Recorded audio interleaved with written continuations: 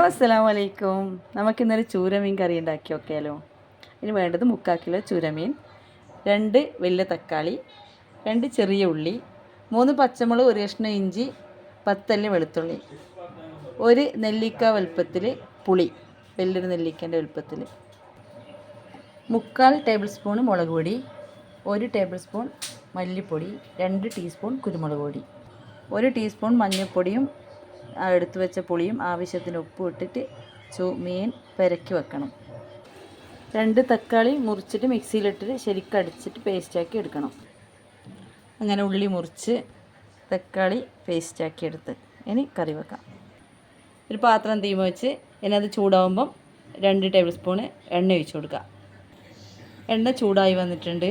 അപ്പോൾ അതിലേക്ക് 1/2 ടീസ്പൂൺ കടുകിടാം. കടുക് അധികം മീൻ ഉപയോഗിക്കാത്തതുകൊണ്ട് ഞാൻ കുറച്ചേ ഇടലില്ല, അതുകൊണ്ടാണ്. കടുക് പൊട്ടി വരുമ്പം കുറച്ച് 1/4 ടീസ്പൂൺ ഉലുവ, പൊടിച്ച ഉലുവയാണ്.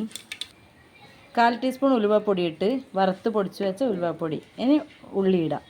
സവാള മുറിച്ച് വെച്ച ഉള്ളി ശരിക്ക് പൊരിഞ്ഞ് വന്ന് ഇനി വെളുത്തുള്ളി, പച്ചമുളക്, ഇഞ്ചി പേസ്റ്റ് ഇട്ട് കൊടുക്കുക. എല്ലാം പൊരിഞ്ഞ് കറക്റ്റായിട്ട് വന്ന് ഇനി തക്കാളി പേസ്റ്റ് ഇട്ട് കൊടുക്കുക. തക്കാളി പേസ്റ്റ് ഇട്ട് കൊടുത്ത് ശരിക്കും വഴന്ന് വന്ന് എണ്ണ വേറെയാകുന്ന രീതിയിൽ വരെ വഴറ്റിയെടുക്കണം. നല്ല മണം വരുന്ന സമയത്ത് ബാക്കി പൊടികൾ ഇട്ട് കൊടുക്കണം.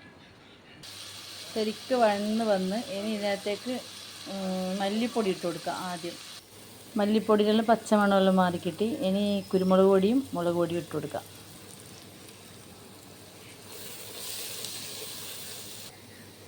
എല്ലാം ശരിക്കും നല്ല വഴന്ന് വന്ന് നല്ല മണം വന്ന് ഇനി മീനും മറ്റേ പുളി മഞ്ഞൾപ്പൊടിയെല്ലാം ഇട്ട് വെച്ചിട്ടുണ്ട് നേരത്തേൽ.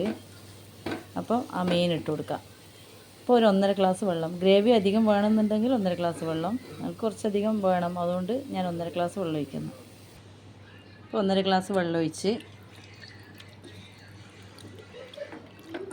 ശരിക്കൊരു കുറച്ച് കറി ഇങ്ങനെ കൂടുതലുണ്ടാവും 1.5 ഗ്ലാസ് വെള്ളം ഒഴിക്കുമ്പോൾ. 1 ഗ്ലാസ് ഒഴിച്ചാലും മതി. ഒരു എന്ത് പറയണ്ടേ, ഒരു പറ്റായിട്ട് അങ്ങനെ വെക്കണമെന്നുണ്ടെങ്കിൽ 1 ഗ്ലാസ് ഒഴിച്ചാൽ മതി. പിന്നെ പുളിയും മഞ്ഞൾപ്പൊടി ഉപ്പ് ഇട്ട് വെക്കുന്നത് മീനിന് ശരിക്കും പുളി പിടിക്കാൻ വേണ്ടിയിട്ട്. ഒരു അരമണിക്കൂർ മൂടി വെച്ചിട്ട് വേവിക്കണം. അപ്പോൾ നമ്മളെ കറി റെഡിയായി. ഇനി കുറച്ച് കറിവേപ്പില ഇട്ടിട്ട് ഇറക്കി വെക്കാം. എല്ലാവരും ഒന്ന് ചെയ്ത് നോക്ക്, ഉണ്ടാക്കി നോക്കണം നിർബന്ധമായിട്ടും. നല്ല ടേസ്റ്റാണ്. എല്ലാവരും സപ്പോർട്ട് ചെയ്യുക, സബ്സ്ക്രൈബ് ചെയ്യുക, ഷെയർ ചെയ്യുക, കമൻറ്റ് ചെയ്യുക.